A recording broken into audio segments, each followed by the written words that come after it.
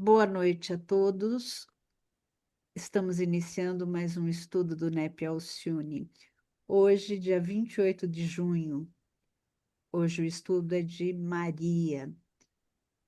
Estamos terminando a visitação e vamos iniciar o Magnificat. Eu convido a nossa querida amiga Liliane para fazer a leitura inicial. E depois, se a nossa querida amiga irmã Mari chegar, ela vai iniciar a prece. Se não, eu faço a prece. Anne, minha querida, você pode Ah, iniciar com a leitura? posso. Boa noite. Esse texto foi extraído do NEP, né? E depois eu passo o link na integralidade, tá? É uma parte do texto. É comum observarmos na vida cristã que há muito discurso sobre alegria, mas frequentemente pouca experiência verdadeira. Entretanto, a alegria que encontramos nos capítulos iniciais do Evangelho de Lucas é de uma substância completamente diferente da superficial que a gente tem na vida. Ela não é fabricada, é profunda, real e satisfaz a alma. É o tipo de alegria que os teólogos puritanos frequentemente descrevem como experimental, isso é, vivencial, sentida e experimentada nas profundezas da alma. Encontramos o modelo dessa alegria no Cântico de Maria, conhecido na história da igreja como Magnificat. Quando examinamos o cântico, né, nele notamos algo impressionante. Não é uma oração de súplica. Nesses 10 versículos, Maria não pede absolutamente nada. Ela não pede por proteção diante de uma gravidez inexplicável. Não há súplicas por provisão financeira, embora ela seja pobre. Não há pedidos de resposta sobre seu futuro difícil. Há apenas exaltação. Isso levanta uma questão vital para o crente hoje, especialmente para aqueles que lutam contra a tristeza espiritual. Por que ela engrandece o Senhor? Por que seu espírito se alegra? Precisamos entender que a verdadeira alegria cristã não é encontrada em circunstâncias favoráveis. As circunstâncias de Maria, humanamente falando, eram repletas de dificuldades e vergonha, eventualmente. Ela é jovem, pobre e grávida fora do casamento aos olhos de sua comunidade. No entanto, ela se alegra. É informada de que conceberá pelo Espírito Santo, mas o mundo observa isso e nisso, né, e parece um escândalo, vergonha e infidelidade. A resposta humana natural seria medo, ansiedade e preocupação avassaladora. O que José vai pensar? O que meus pais vão pensar? O que a vila vai dizer? Mas Maria não olha para o escândalo, olha para o soberano. Ela crê que o Senhor falou, ele certamente cumprirá. Não nos leva ao coração, isso nos leva ao coração da alegria no cristianismo. Por que frequentemente nos falta essa alegria? Por que nossos espíritos são tão frequentemente pesados, nossas orações tão sem vida e nossos cânticos tão vazios? Muitas vezes é porque nos falta exatamente isso, certeza.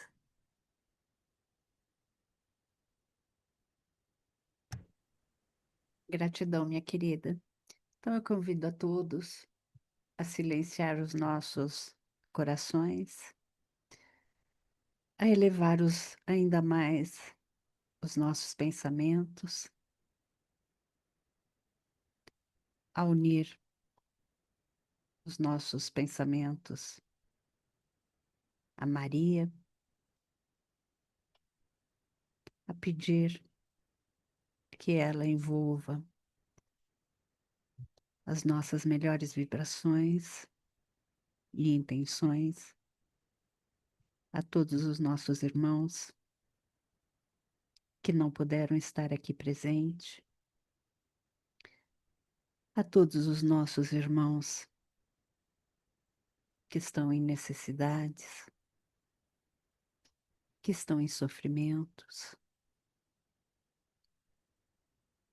que estão necessitando de auxílio, que estão necessitando de cura,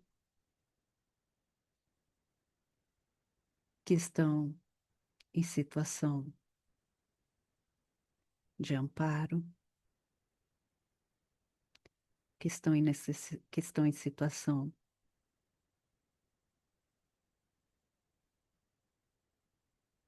de briga, que Maria possa alcançá-los, que Maria possa alcançar a todos os irmãos que se encontram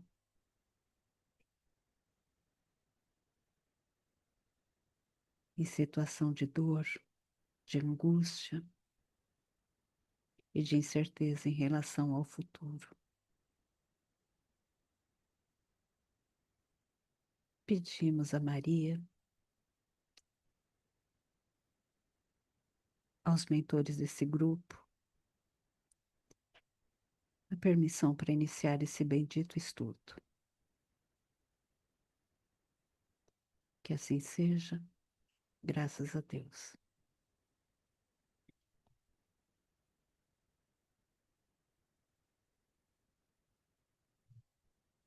Desculpa, meu evangelho se esticou muito. Imagina, minha querida, imagina, minha querida. Bom,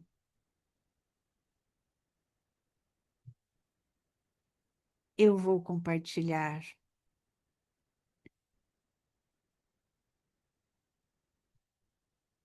a nossa tela.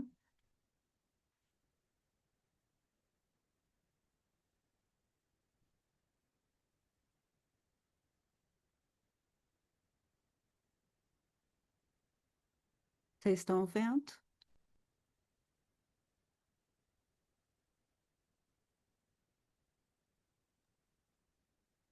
Sim,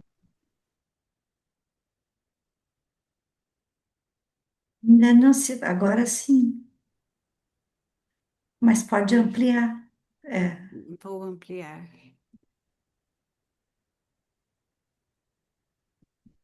Meus queridos, então, tem, tem uma coisa na tua tela, um, um compartilhar design ali, sabe?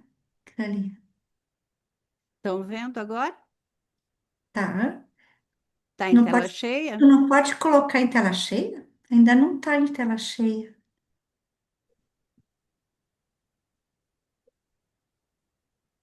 Deixa Dá eu, para ver, mas ficaria melhor em tela cheia.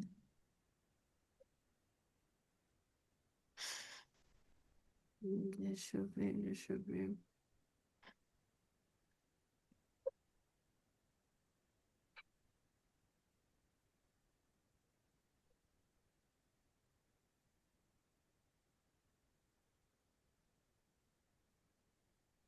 Tenta clicar no modo Agora apresentação. foi, agora Sim, foi. agora vem. Meus Uhum. queridos, então, antes da gente começar, né, a gente tá continuando um estudo, né, da visitação. E lembrando, né, a gente, a gente, antes da gente prosseguir, né, é, deixa eu, a gente está no estudo a gente está terminando o estudo de Maria, né, da visitação, e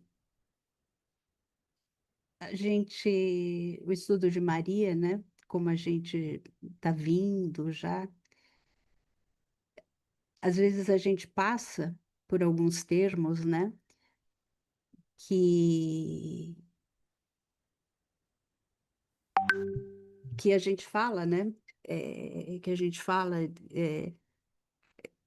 quando a gente fala em estudos de Maria, a gente fala alguns termos como concepção virginal, alguns termos que a gente fala sobre milagres, alguns termos que a tradição da igreja, alguns termos que carregam dogmas, né? Mas lembrando que a gente está num estudo de NEP e a doutrina espírita nos convida ao diálogo religioso, então a gente reconhece que diferentes igrejas e correntes teológicas elaboraram dogmas e interpretações religiosas, né, sobre Maria. Então, o contexto histórico e espiritual sobre Maria, né? E o nosso objetivo na doutrina e num estudo de Maria é acolher todas essas contribuições com respeito, sem sectarismo, buscando sempre aquilo que aproxima os corações de Jesus, né? E por isso hoje a gente retoma esse estudo, né? Então hoje a gente está retomando esse finalzinho do estudo da revelação. Então, relembrando um pouco, né? No estudo anterior. Então, vamos dar uma relembrada rapidamente no estudo anterior, né? A gente percebeu, Lucas, ele não está simplesmente narrando um simples encontro entre Maria e Isabel. Ele vem mostrar, né? Ele veio mostrar uma arquitetura sofisticada entre o seu evangelho, né? A gente viu no estudo anterior de Maria e uma uma arquitetura, né? Em degraus que a gente viu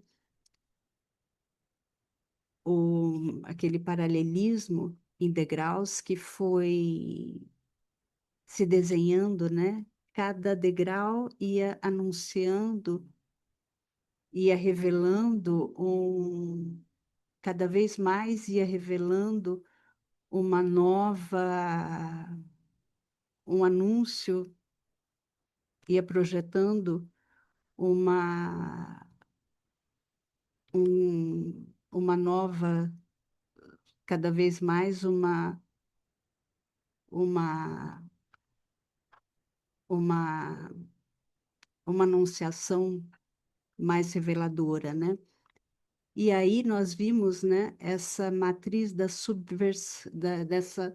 subversão teológica, né? Lucas, ele desloca esse centro da ação divina, o anúncio de Zacarias, né, ele acontece no templo, no coração religioso de Israel, né? O anúncio a Maria, ele ocorre numa pequena aldeia esquecida, enquanto o sacerdote, ele hesita, ele, diante do mistério, né, a jovem, ela, sem prestígio social, ela responde com disponibilidade, com entrega. Então, essa narrativa, ela revela que Deus, ele não está ali preso àquelas estruturas institucionais, ele procura aqueles corações disponíveis.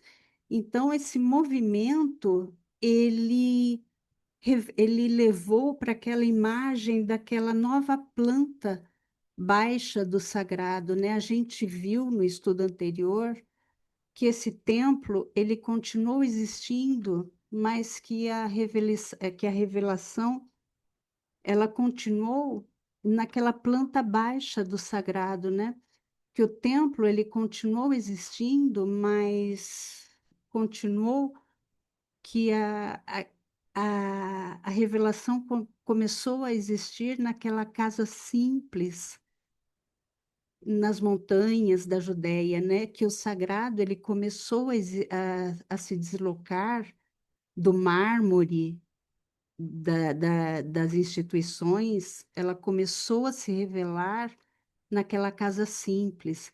Então a gente começou a ver essa subordinação, né? Essa, essa, demons- essa demonstração toda essa existência, né, de João Batista começou a apontar para o Cristo. Então, João Batista era a voz e Jesus começou a ser a palavra, né? Jesus é a palavra, João era a aurora e Jesus é o sol. João preparava o caminho e Jesus é o destino. Até mesmo o salto de João no ventre de Isabel tornou-se uma proclamação silenciosa da superioridade do Messias, né? E aí a gente chegou nessa acústica do espírito, quando a gente percebe que essa experiência individual que se propaga em cadeia, né? Que Maria saúda, Isabel ouve, João salta, o espírito enche e a profecia se rompe, né? E então a gente refletiu toda essa dimensão da visitação e a gente viu todo esse espelhamento, esse som, todo esse espelhamento. A gente viu Gênesis, Jacó e Esaú, esse Isabel rompendo o grande brado, e a gente terminou o último estudo vendo essa estrutura quiástica no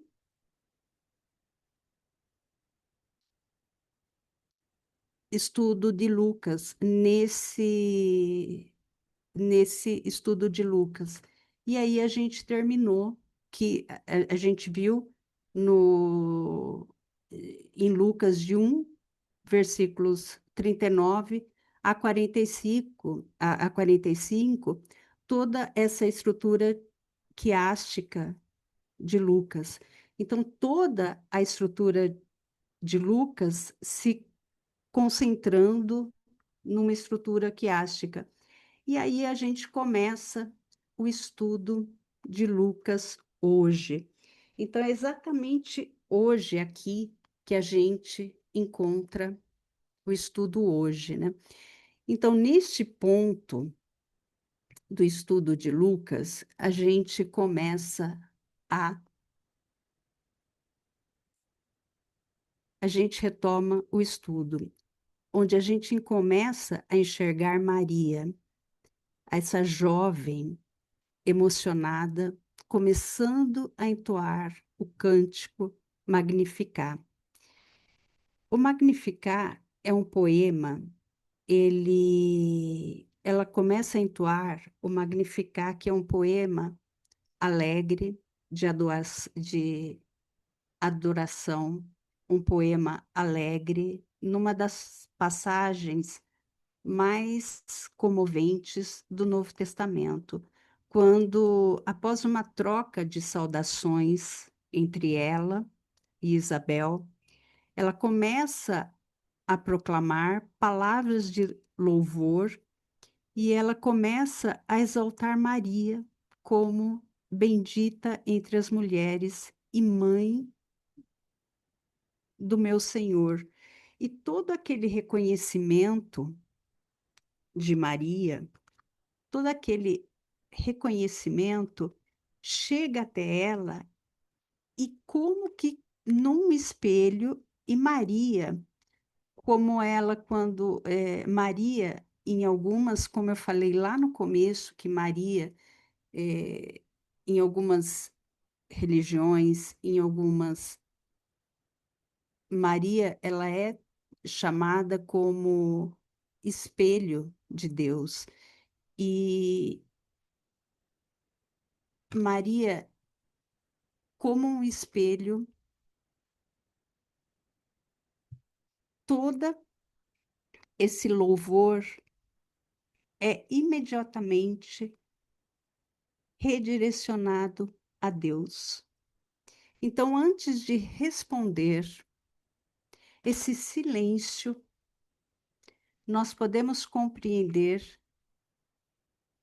como esse kenosis, ele é retornado ao alto, como um esvaziamento do próprio eu. Então, esse esvaziamento do próprio eu impede que o reconhecimento humano se transforme em exaltação pessoal. Ela permite que as palavras de Isabel atravesse o seu coração e sejam acolhidas e purificadas na contemplação, e somente então retomem sob a forma do Magnificat. Assim, o elogio que é dirigido a Maria transforma-se em louvor e é dirigido a Deus.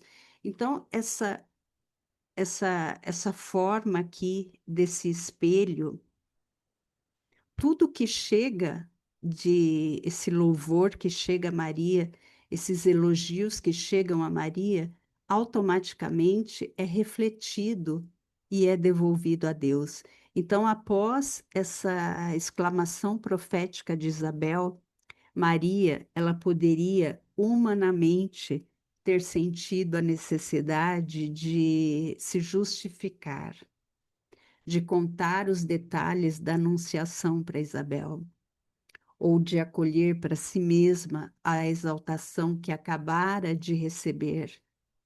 No entanto, ela permanece em silêncio. No entanto, ela fica em silêncio porque ela sabe que aquele silêncio extraordinário, o que ela carrega em si, ela sabe que aquela liberdade interior de que ela, ela não precisa falar de si, porque ela reconhece que o verdadeiro protagonista de toda aquela história é Deus. Então, depois da intensa manifestação do Espírito, da saudação, a saudação de Maria, o estremecimento de João no ventre de Isabel, a proclamação inspirada da prima dela, de Isabel, a narrativa toda, ela se converge para o recolhimento. E Lucas, ele desacelera o ritmo do relato e ele introduz um silêncio que não representa a ausência da ação, mas representa a plenitude da contemplação. Então, ali ocorre, nesse momento, uma contemplação. Existe um silêncio absoluto. E Maria não responde imediatamente. Maria, ela não, ela acolhe. E Maria, ela, esse silêncio, ele se torna um espaço onde a palavra, ele é amadurecida, onde a palavra é gestada, onde o magnificar, ele é, ele é recebido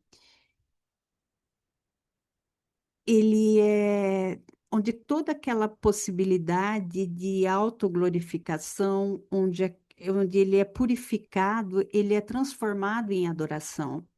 Ao mesmo tempo, Lucas, ele começa a construir todo um refinado ponto entre Maria e Zacarias. Ele Zacarias, ele permanece mudo porque ele duvidou da palavra de Deus. Seu silêncio, ele é uma consequência da incredulidade e ele vem simbolizar uma antiga ordem religiosa que perdeu a voz diante daquela novidade da ação divina. E Maria, ao contrário, Maria ela silencia porque ela crê. O silêncio de Maria não é imposto. Maria silencia porque ela está contemplando, porque ela está confiando, porque ela está com aquele mistério, ela guarda aquele mistério em seu coração. Então, somente depois que ela desse recolhimento, Maria ela rompe o silêncio. E ela o faz de maneira surpreendente, embora Isabel tenha proclamado: Bendita és tu entre as mulheres, Maria não responde falando de si. Ela não explica ela, o porquê. Ela não explica os privilégios, o porquê que ela foi a eleita, né? Ela é como esse espelho límpido, né? Que não retém a luz, ela apenas reflete a luz. Então, por isso que Maria, as primeiras palavras dela não são uma afirmação sobre si, mas é um ato de louvor, né? Minha alma engrandece ao Senhor. Então, o silêncio de Maria não é apenas um intervalo entre a profecia de Isabel e o Magnificat. É uma ponte pelo reconhecimento humano e essa adoração divina. Então, o Magnificat ele nasce assim como esse cântico de uma alma tão transparente que não guarda para si essa luz recebida, mas ela devolve integralmente essa luz, esse louvor, ele chega, mas ele reflete a luz. A luz volta. Então, é como a luz, né? A luz vem, mas a luz volta. Não, ela não guarda para si. E aqui a gente vê, e é como nós falamos no estudo anterior, né? Então, antes da gente olhar para o magnificar em si, e,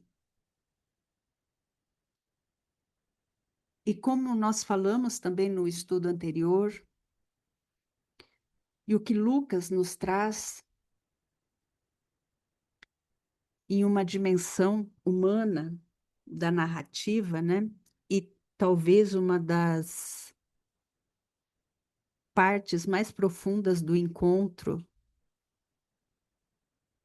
da visitação, seja justamente no fato de que tudo acontece antes de qualquer comprovação racional. Isabel não recebeu notícias de Nazaré. Nenhum mensageiro explicou a gravidez de Maria. Não houve nenhuma investigação lógica, não houve provas, não houve testemunhas, não houve nenhuma confirmação. era ventre com ventre. Isabel reconhece quando Maria chega. O reconhecimento acontece de forma imediata, intuitiva, espiritual. E isso é extraordinário. Lucas parece sugerir que existem dimensões da realidade ali que a alma percebe antes mesmo que a razão consiga ali organizá-las em palavras. Ali, talvez seja o mais belo da visitação seja perceber que esse reconhecimento espiritual acontece justamente no encontro entre duas dores humanas profundas. De um lado, a gente encontra quem? Isabel. Isabel carregava décadas de esterilidade.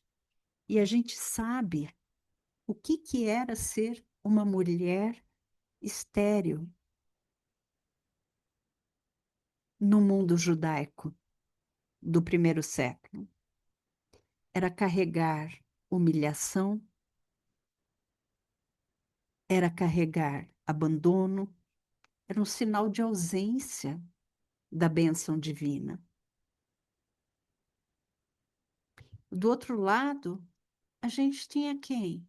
Maria, uma jovem grávida, antes mesmo da convivência plena com José. Imaginem o julgamento social que Maria carregava. Incompreensão, acusação que ela iria carregar, as consequências que aquela gravidez poderia provocar em Maria. Humanamente falando, Maria chegaria totalmente vulnerável.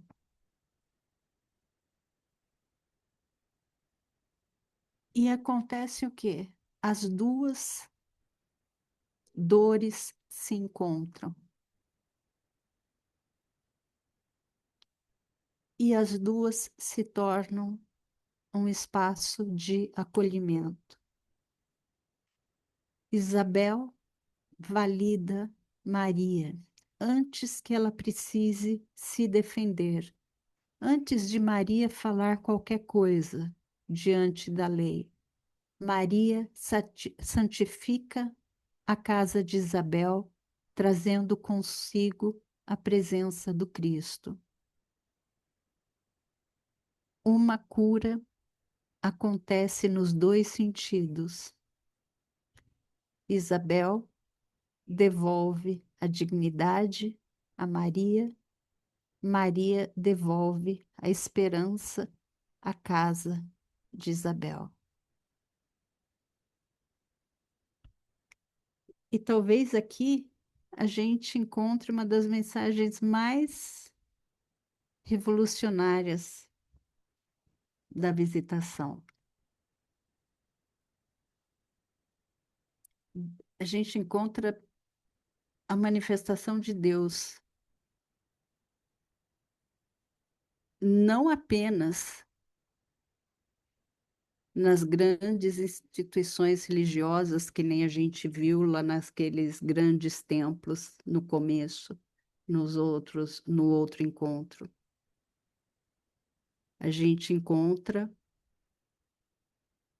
a manifestação de Deus numa casa simples, numa conversa, num abraço entre duas mulheres vulneráveis, numa dor compartilhada entre duas mulheres. Lucas, ele vem mostrar esse encontro de Deus profundamente, em algo profundamente humano, entre uma mulher que carregava essa vergonha essa esterilidade, né, que ela carregava, uma mulher idosa, e numa mulher que poderia carregar todo esse julgamento. Então a gente encontra essas experiências que a alma,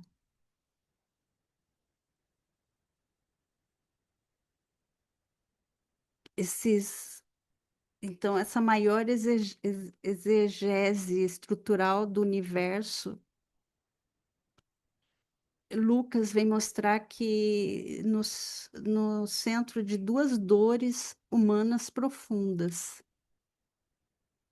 Lucas vem trazer.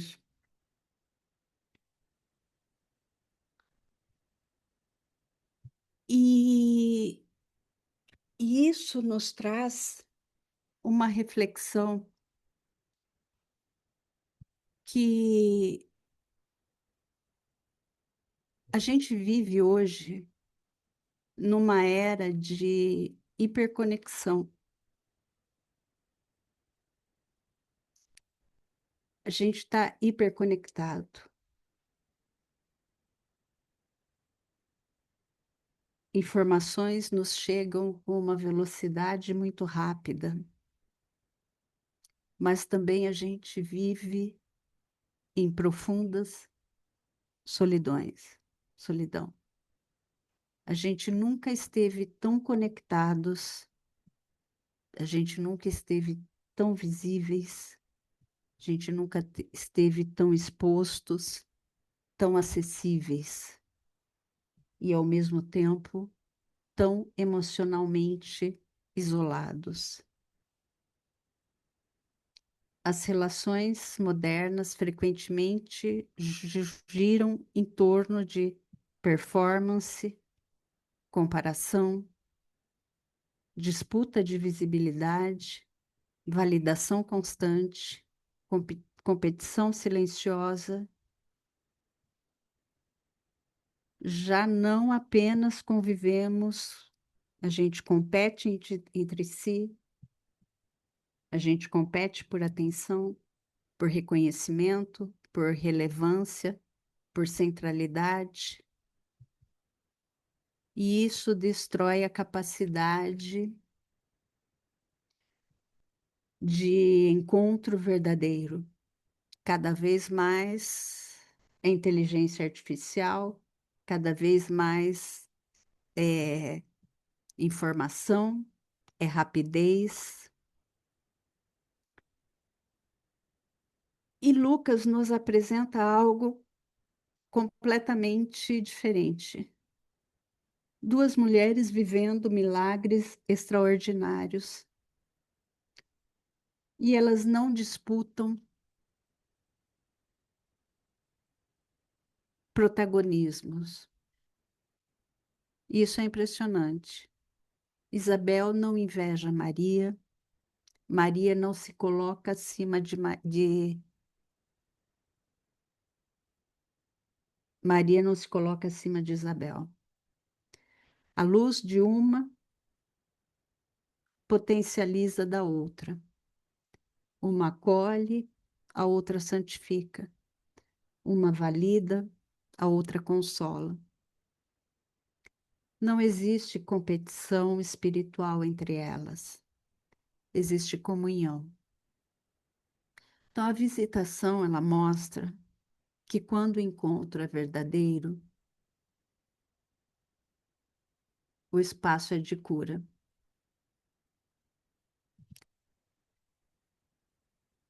A sororidade espiritual e empatia. Duas mulheres com milagres extraordinários que não disputam centralidade. Elas não se anulam. Maria leva esperança à casa de Isabel, depois de décadas de vergonha silenciosa. Elas não se anulam, elas não competem por centralidade. Elas não transformam, aquela experiência em disputa de importância. E talvez isso seja revolucionário até hoje. A escuta vence sempre o ego. A comunhão vence a rivalidade. A empatia parou de compartilhar?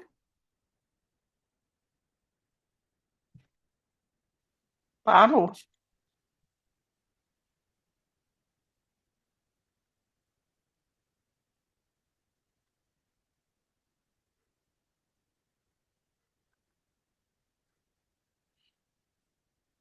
Voltou? Voltou. Então a empatia ela vence a necessidade de aparecer. E para a gente ir terminando essa parte da visitação e para a gente entrar no Magnificar em si, para a gente terminar o estudo anterior e começar o Magnificar em si, a a irradiação fluídica e a presença. Então, a visitação da Maria, de Maria Isabel, a luz da doutrina espírita. Então, a gente fala em milagre, né? Como eu falei no começo, a gente fala às vezes em Espírito Santo, às vezes a gente fala em alguns termos, mas são termos que carregam, que às vezes são termos que fazem parte de religiões, né? Que mas a gente respeita e a gente são dogmas, né? A gente lembrando a gente doutrina espírita, né? Então a gente vai além da letra. Então a visitação de Maria Isabel ela se transforma em uma das mais sublimes manifestações da lei da sintonia espiritual, da irradiação magnética de amor e da comunhão entre almas profundamente vinculadas ao serviço divino. Então, ao cruzar as montanhas da Judéia, trazendo Cristo, oculto em seu ventre, Maria ela inaugura simbolicamente uma nova etapa da relação entre o céu e a humanidade. A visitação é um profundo testemunho da força dos fluidos espirituais e da influência moral das almas elevadas. Jesus, ainda oculto no ventre, já irradia paz e alegria e santificação ao redor. João Batista, ele o percebe antes mesmo da razão.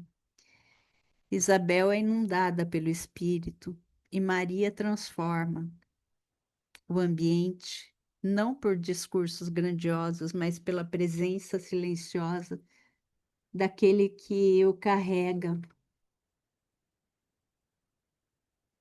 no íntimo do seu ser. E isso vem nos ensinar que a espiritualidade, ela não se impõe pela força, pelo prestígio ou pela aparência exterior. Ela se manifesta pela vibração que a gente emite, pela paz que a gente espelha e pela capacidade da gente despertar luz no coração do outro. E o grande brado de Isabel e o silêncio contemplativo de Maria formam essa perfeita harmonia da alma em sintonia com Deus. Alguém tem alguma contribuição da visitação que queira fazer para a gente entrar no Magnificar? Tem jeito de você voltar um pouquinho para aquela dos círculos concêntricos, por favor? Só um bocadinho mais. Essa. É uma Essa? coisa. Ah, não, aquela mesma que você tinha colocado. Isso, essa.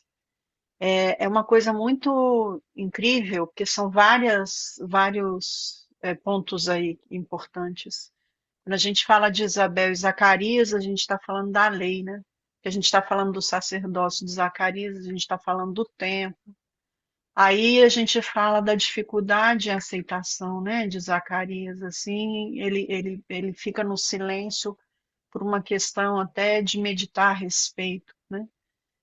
Quando a gente fala de Isabel, a gente fala dessa vergonha da esterilidade que não era aceita, né, pela idade que se vai. Aí a gente encontra algo que é maravilhoso, que aqui no círculo fala, mas a intercessão daquilo que era, daquilo que foi, daquilo que estava sendo passado, para aquilo que era, que viria a ser, né?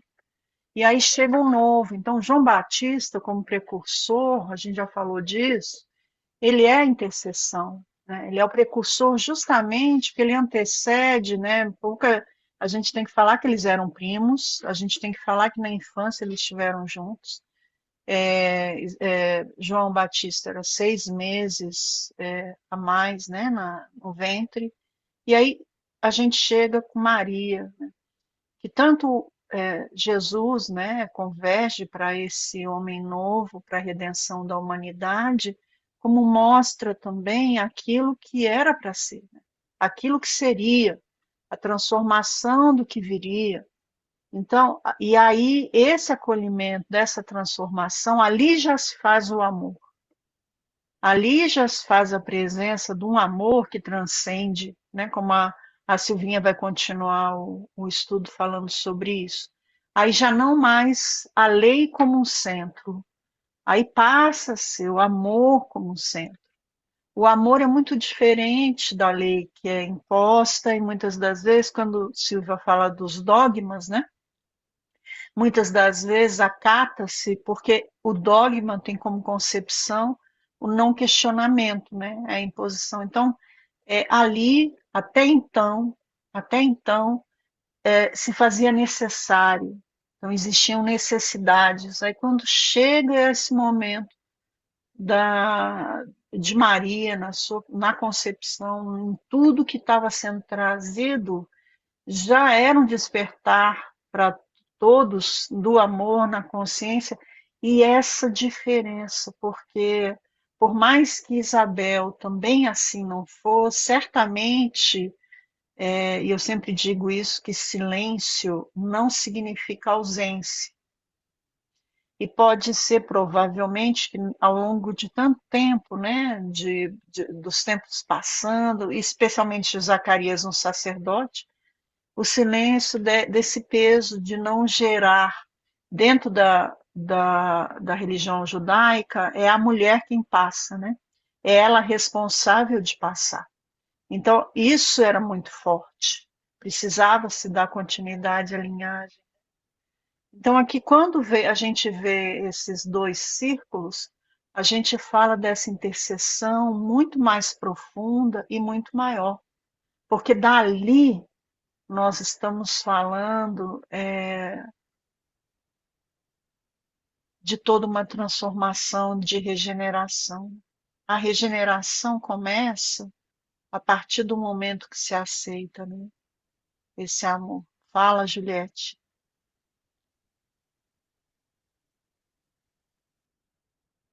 Minha querida, não quis te interromper, não. Boa noite, amores.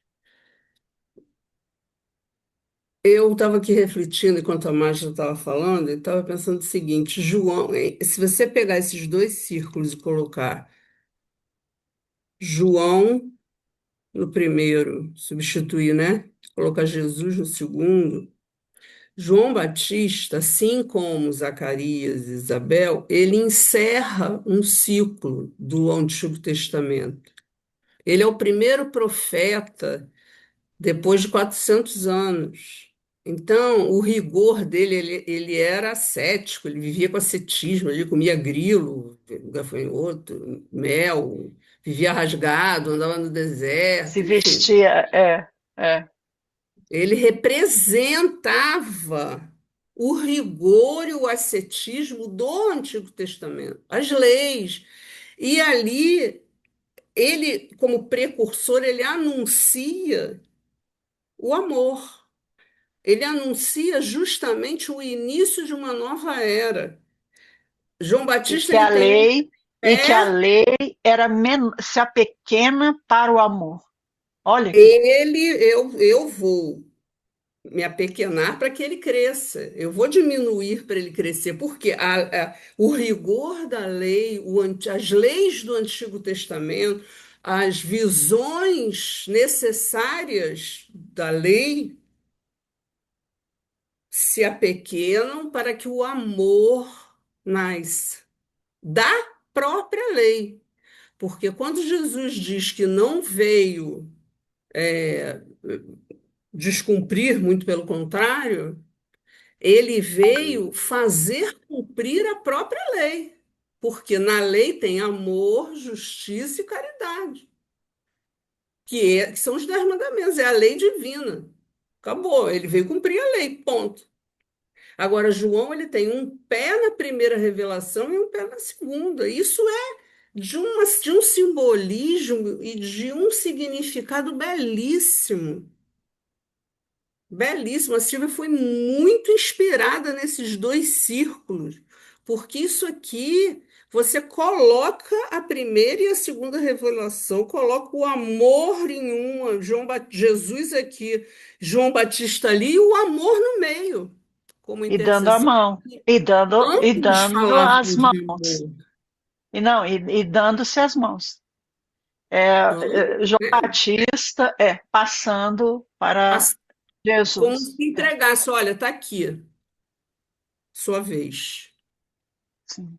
Com todo esse significado de trabalho e missão cumprida. E Maria e Isabel, né, foram duas mulheres que sofriam ali o rigor de uma sociedade patriarcal, de todos os dogmas, enfim, tudo aquilo que nós já sabemos e que já passamos até hoje, na verdade, com a evolução disso tudo, mas se você pegar as palavras, elas são as mesmas, né? Mas elas, nessa representatividade, cada uma delas gerou a mudança, gerou o que encerra e entrega dever cumprido para aquele, e a outra gerou aquele que traz a nova era. Isso é muito bonito, é muito bonito. Silvinha, como sempre, inspiradíssima. Perfeito. Tá muito bonito esses círculos aqui. Solange, Ah, eu não ia poder ficar calada, né? Tudo bom, Ju?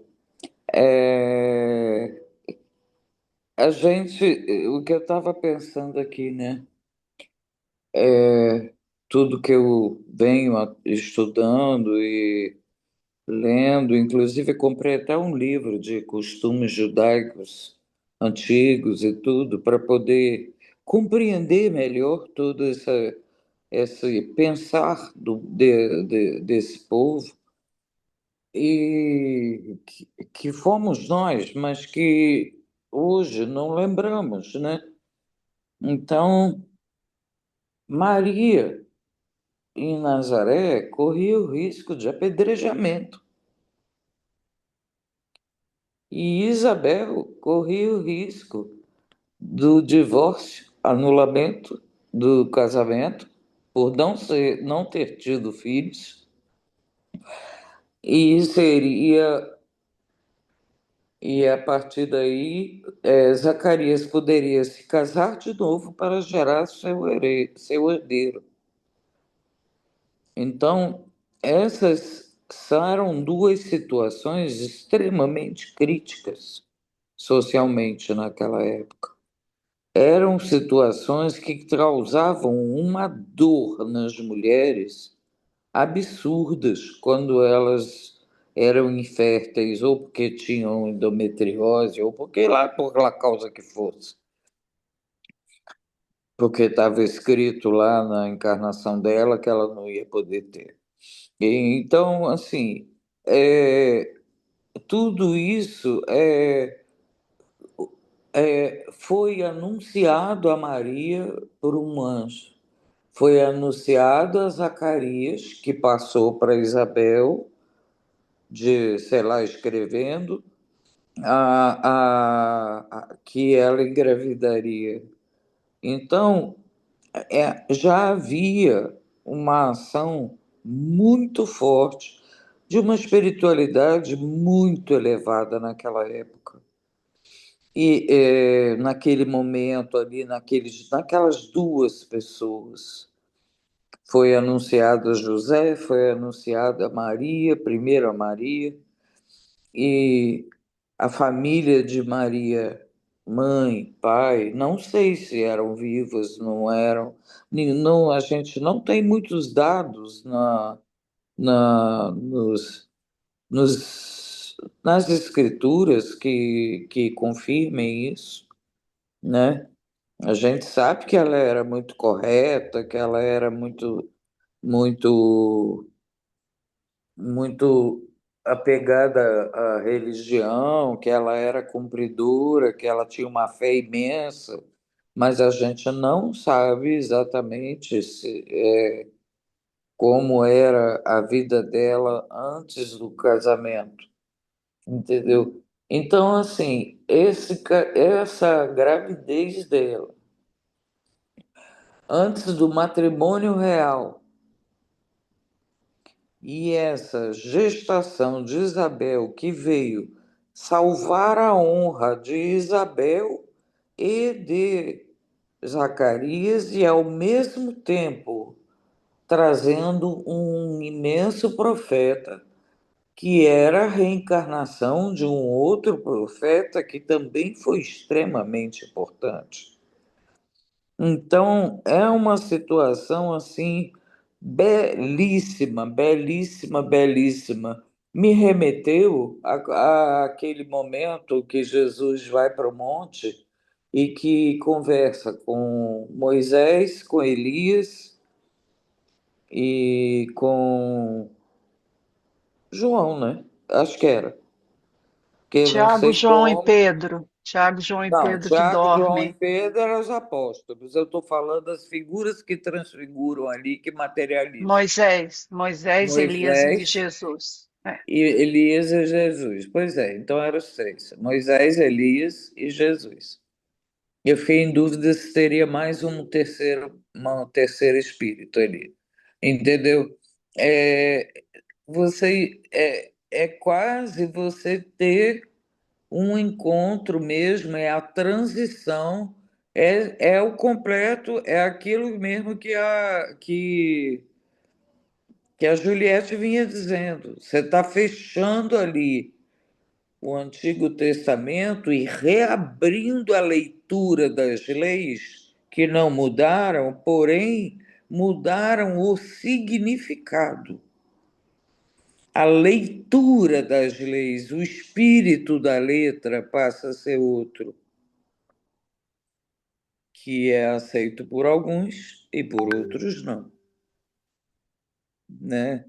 E quem passa a herança judia era a mulher, não era o homem.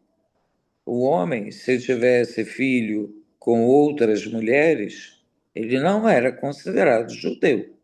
Quem era considerado judeu era o filho de uma judia. Então, isso é, para mim, assim, de uma beleza fantástica, entendeu? Só isso.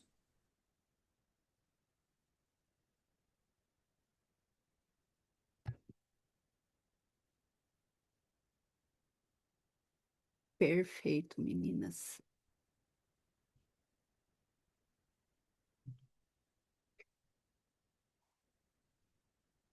Magnificar.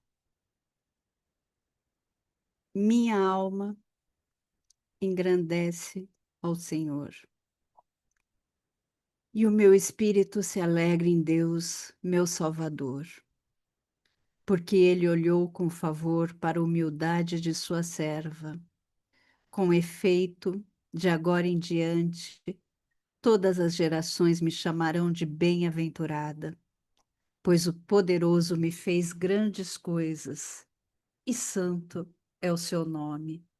A sua misericórdia vai de geração em geração sobre os que temem. Ele demonstrou força com o seu braço, dispersou os soberbos nos pensamentos de seus corações, derrubou os poderosos de seus tronos e exaltou os humildes, encheu de bens os famintos e despediu os ricos de mãos vazias.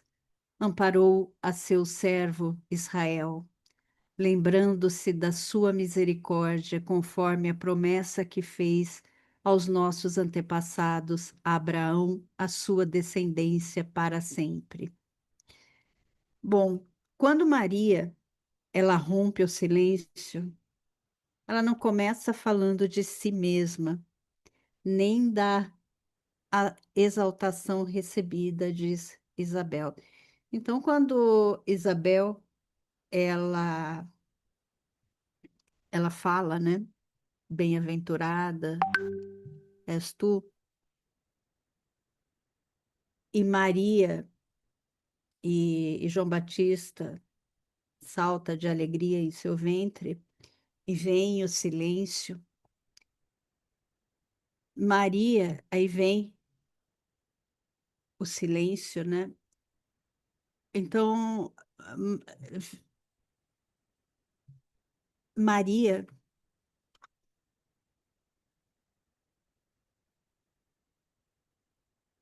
ela, ela faz esse cântico. Maria, ela rompe o silêncio. Então, antes da gente abrir o texto do Magnificat, o Magnificat ele é dividido em dois, né? Então, a gente vai.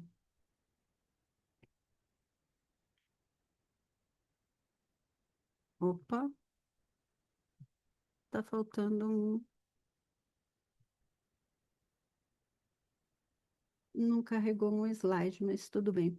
Então, o texto do Magnificat, ele é dividido em dois. Ele.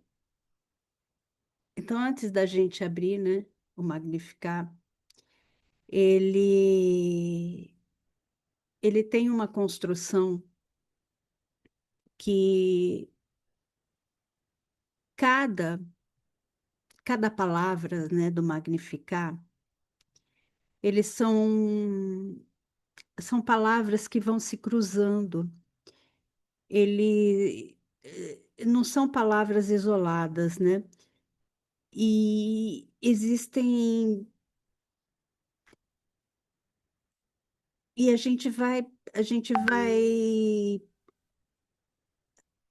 vai pegar de versos em versos para a gente tentar entender o Magnificat inteiro. Então a gente vai tentar. São são 9h35, a gente não vai chegar nele. A minha intenção era fazer esse primeiro pedaço, a gente não vai fazer. Então, eu vou fazer. Minha alma engrandece ao Senhor. Então, provavelmente, a gente vai fazer o engrandece hoje. Essa frase, vamos ver o engrandece. Então, o engrandece, ele traz esse minha alma engrandece.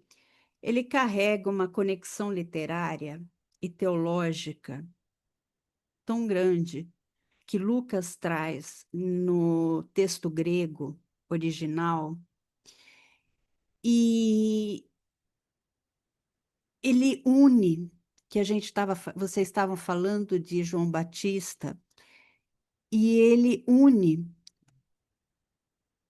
ao nascimento do João Batista. Então, o mesmo verbo engrandecer, Lucas, ele traz.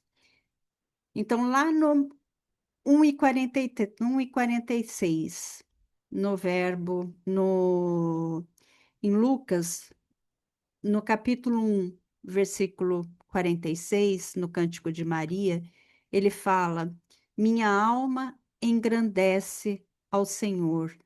Lá no 1:58, quando ele traz no nascimento de João Batista, ele fala que o Senhor engrandecerá a sua misericórdia.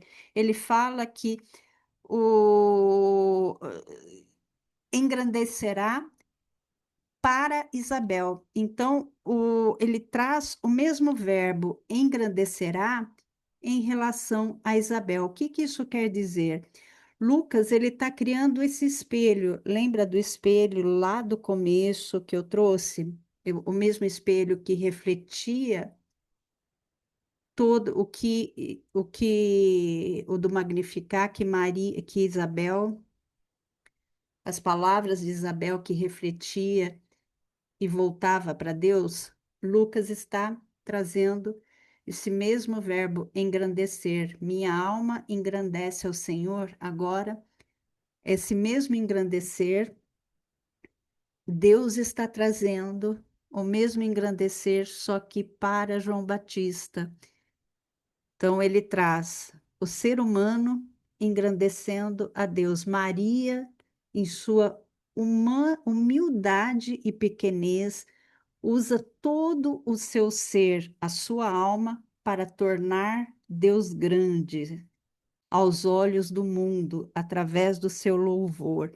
E agora Deus engrandece a sua graça.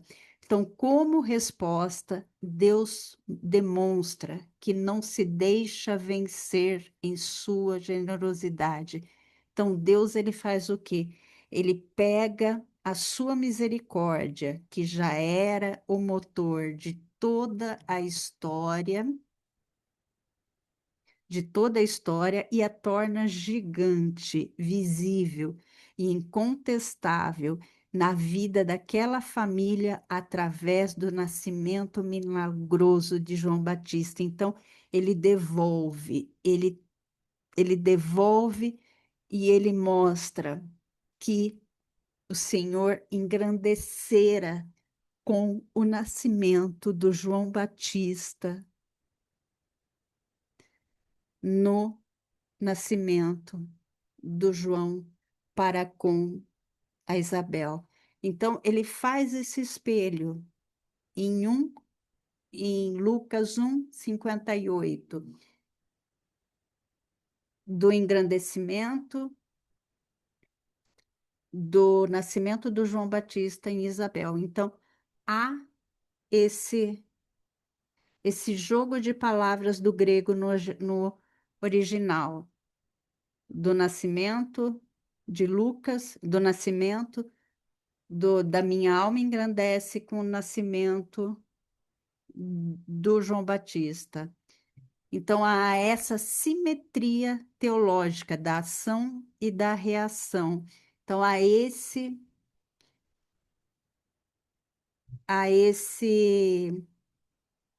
minha alma engrandece, a esse engrandecimento. E aqui é uma outra muito bacana também. Eu acho que em 5 minutos será que dá para a gente? Se a gente ler, então, deixa eu ver. Vocês querem comentar alguma coisa sobre esse? Considerações finais? 4 minutos. Só que é a cara de Lucas, né? Esse tipo de É, jogo de é. palavras. Então vamos, aí fica para a próxima. esse fica para a próxima e a gente termina considerações finais É da um gente. louvor, né? É um grande louvor. É, aí a gente começa o Magnificar, porque é Sem bem contar, né, bacana se esse contar, né, daqui. Silvinha, que ele é todo, ela canta, ela provavelmente cantou em aramaico, É. né? Pensando aqui na minha cabeça. É, e ela canta os salmos, né? Ela tem. Na verdade, o aramaico, não, o litúrgico é o hebraico. E ela Sim, tinha mas ela conhecimento não. ela tinha Ela tinha, mas ela conhecimento. era mulher, entendeu, Não, Márcia? então, Não, hoje, ela não então, tinha acesso ao historicamente, hebraico litúrgico. Ela então, falava o existem, hebraico porque, é, existe mas uma questão aí que a gente ainda, mas enfim, na passagem, a Silvinha vai falar também, né? Existe muita referência, é aí que é interessante do NEP, né? O NEP, ele faz essa transição também, né? Do Antigo e do Novo Testamento, e se a gente se ausenta do conhecimento do Antigo, a gente deixa de compreender muitas coisas, né? uhum.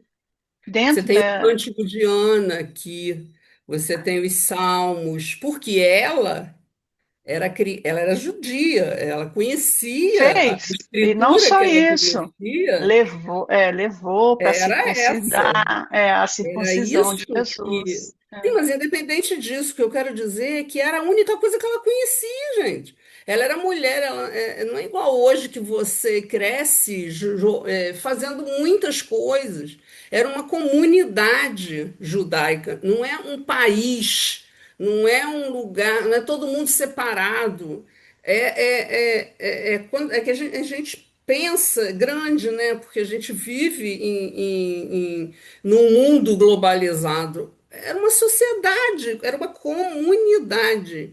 E aí ela cresceu com todo mundo falava e fazia as mesmas coisas. A única coisa que ela conhecia era a cultura judaica. Ela não conhecia a revista Caras, nem a revista Exame, nem ela lia Capricho, nem nada disso, gente. Ela só conhecia a lei judaica. Ela aprendeu a ler, as crianças aprendiam a ler com os textos, com a escritura. Não é isso, Silvinha? Mas o Magnificar, ele é um salmo. Ele é um Não são. salmo, Ele é um E salmo. não tinha porque era o que porque ela também. sabia falar, Então, né? mas aí também a gente tem que entender que não tinha o porquê dela achar isso tudo ruim, porque o Não, mas eu contexto não estou dela de dizendo. vida. Não, não estou Mas não falando é de você, não. Estou falando de você, não.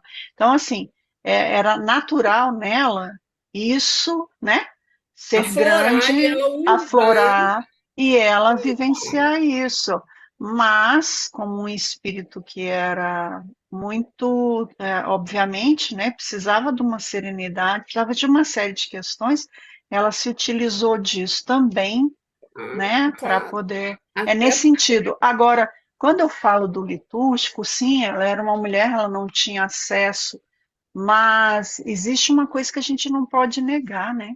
Que ela tinha algo de profundamente, assim, por mais da simplicidade de Nazaré, ela tinha um conhecimento que existe dentro da literatura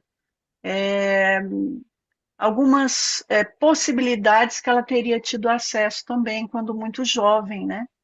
Especialmente ali até os 12 anos, enfim, do conhecimento. Mas assim, tá tudo certo, isso não faz diferença, né? eu O realmente que prefiro, na minha concepção, quando eu faço estudo bíblico, eu prefiro estudar dentro de um. Pensar, eu me coloco muito na vida desses personagens. Eu cresci fazendo estudo bíblico, né? Porque eu vim de uma linha evangélica. Meu pai era pastor batista, né? Então, a gente fazia estudo bíblico e contava historinha sobre os personagens. Então, Maria era uma menininha de 12 anos, não sei o quê, não sei o quê, não sei o quê, não sei o quê. E aí, a cabeça dela, com 12, que ela devia ter 12 anos, 12 e meio, 13. Ela só conhecia aquilo ali. Ela podia ser o espírito mais evoluído que a gente sabe que ela era. Mas naquele momento, ali, a sintonia que ela possuía e tudo, o intelecto que ela tinha era o intelecto de uma comunidade judaica. Então ela estava cantando. Ela cantou e a coisa mais linda e maravilhosa e mais pura do mundo é esse cântico. Ela buscou o cântico de Ana, ela buscou os salmos, e os mais variados. Aqui deve ter quantos, Silvio? Uns 6, 7, 8 salmos aqui.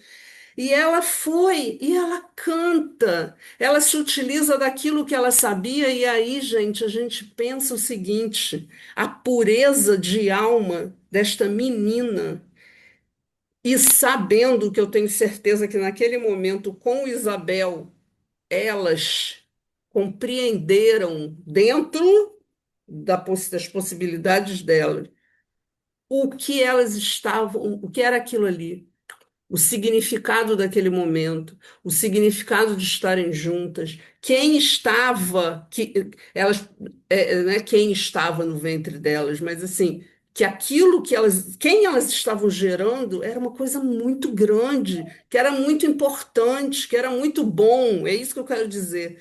E é a pureza de uma menina de 13 com uma mulher de 80.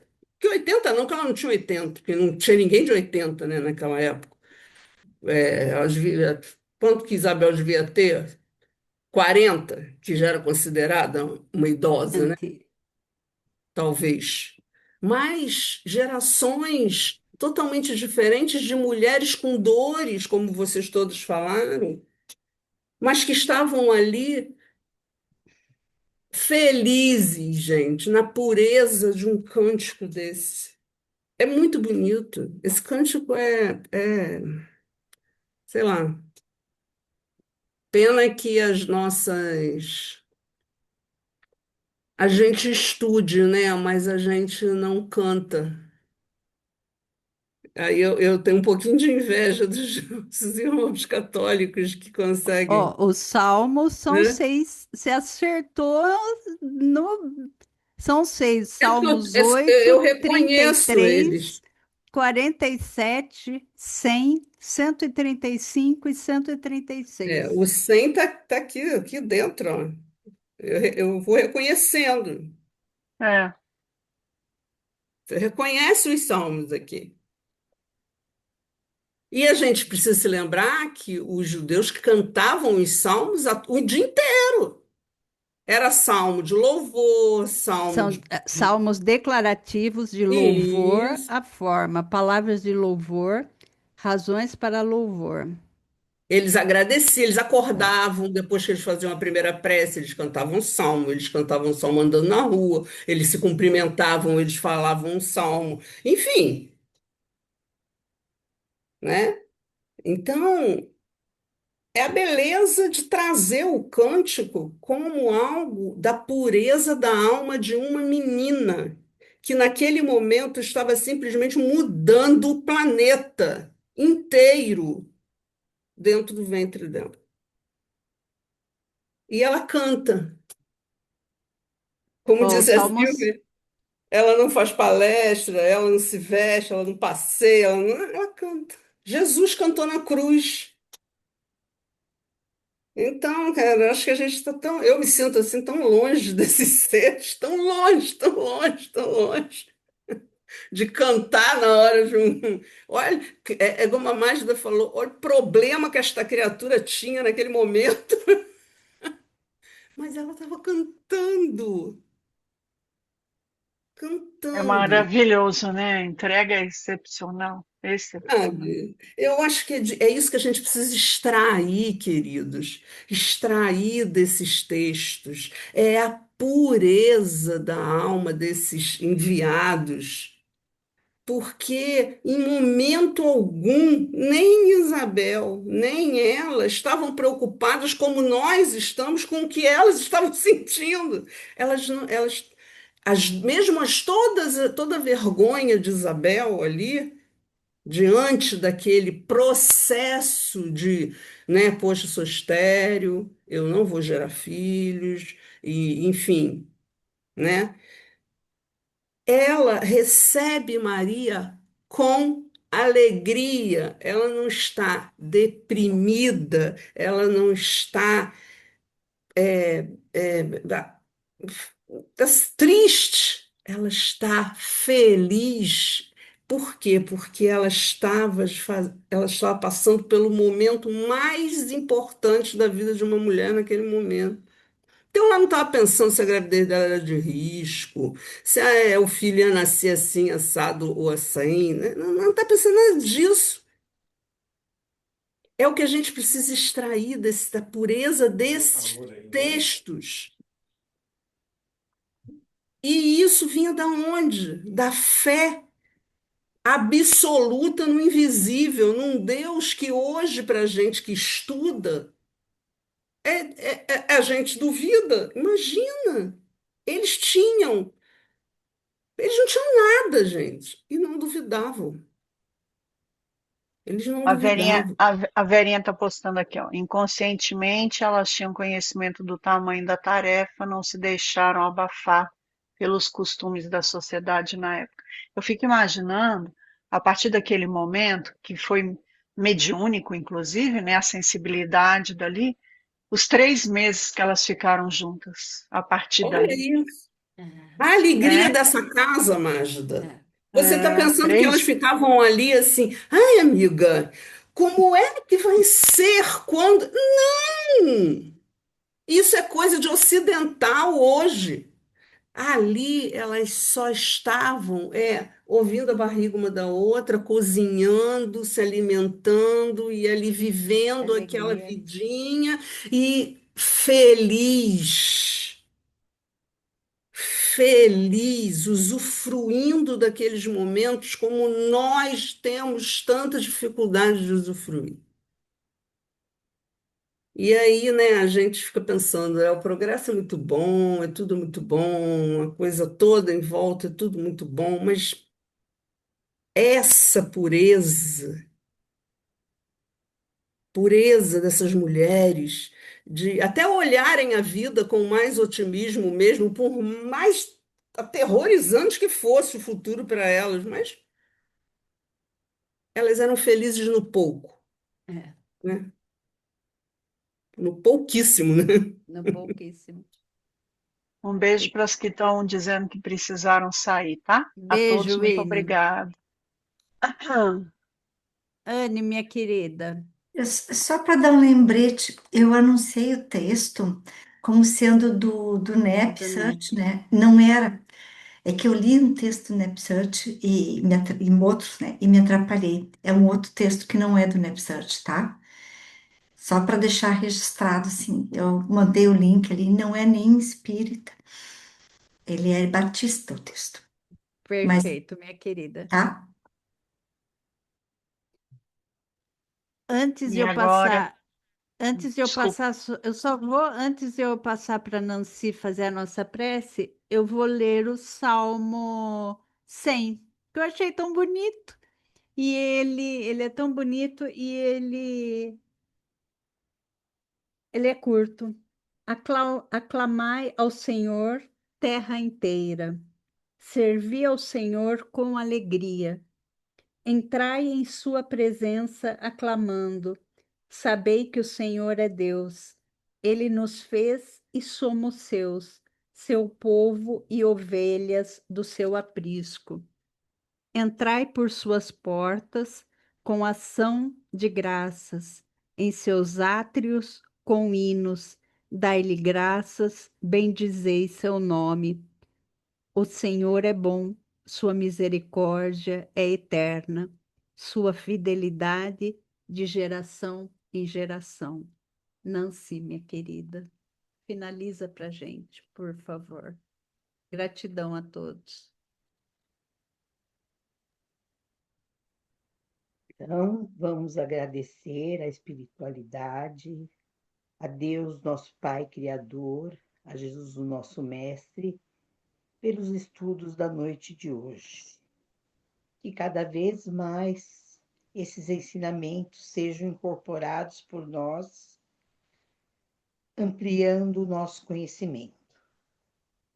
Estejamos sempre prontos para aprender e colocarmos em prática a fraternidade, a caridade e o amor ao próximo. Que a nossa semana seja cheia de paz, de amor e gratidão, envolvendo a todas, todos nós, os nossos familiares, os nossos amigos, vizinhos, toda a humanidade. Que assim seja, graças a Deus. Boa noite, queridos. Boa noite. Obrigada.